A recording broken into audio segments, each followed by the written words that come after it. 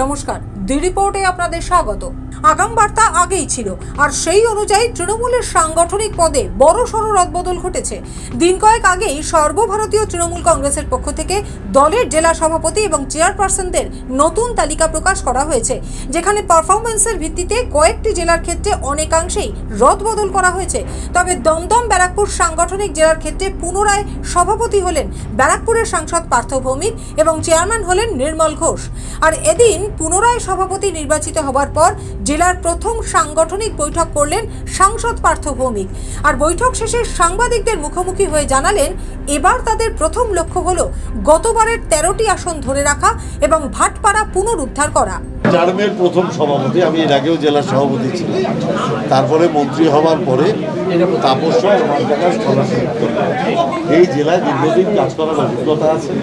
আর আমাদের এই জেলার সুবিধা হচ্ছে, আমাদের এই জেলায় যারা বিধায়ক আছেন, মন্ত্রী আছেন, তারা অনেক বেশি রাজনৈতিক ব্যক্তি।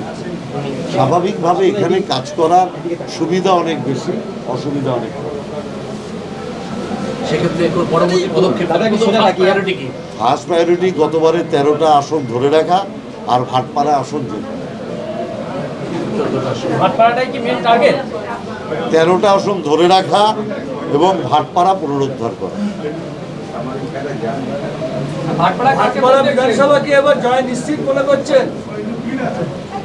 আমি একবারও কখনো নিশ্চিত কথাটা ব্যবহার করিনি, কারণ নিশ্চিত করে মানুষ। আমরা নির্ভরশীল মানুষের উপর। আমরা ভাটপাড়ার মানুষের কাছে আবেদন করছি যে একবার অন্তত ভাটপাড়া মমতা ব্যানার্জির উন্নয়নের পরখ করার জন্য মমতা ব্যানার্জির দলের কাউকে নির্বাচিত করা হচ্ছে।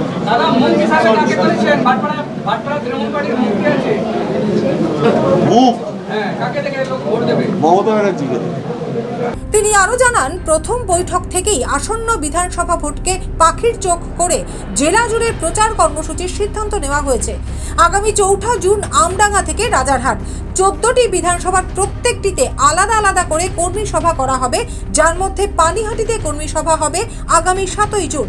আর সেই সঙ্গে শুরু করা হবে 21শে জুলাইয়ের প্রস্তুতিও। আমরা কর্মসূচি করেছি। আমরা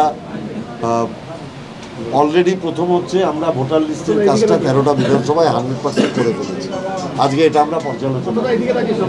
আমাদের একটা বিধানসভায় কাজ বাকি রয়েছে, সেটা আমডাঙ্গা। সেটার জন্য আমরা গুরুত্বপূর্ণ পদক্ষেপ গ্রহণ করেছি, যাতে আমরা ইমিডিয়েট 1 সপ্তাহের মধ্যে সেটা করে ফেলতে পারি। আর 14টা বিধানসভায় আমরা 4 তারিখ থেকে লাগাতার কর্মসূচি করছি। এক হচ্ছে দলীয় কর্মীদের একাট্টা করা এবং সংঘবদ্ধ রূপ মানুষের সামনে নিয়ে আসা এবং কর্মী সভা, এবং অতি অবশ্যই 21শে জুলাইয়ের প্রস্তুতি। আমরা 4 তারিখ থেকে, 4 তারিখ শুরু হচ্ছে আমডাঙ্গা থেকে, এটা শেষ হবে রাজারহাট গোপালপুরে।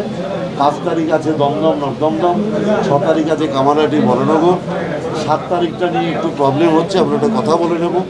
8 তারিখ আছে, 7 তারিখ পানিহাটিতে আছে বিকেল 5টা। 8 তারিখ আছে ব্যারাকপুর নোয়াপাড়া বিশপুর। 9 তারিখ আছে রাজারহাট গোপালপুর। এই অবধি ফাইনাল আছে।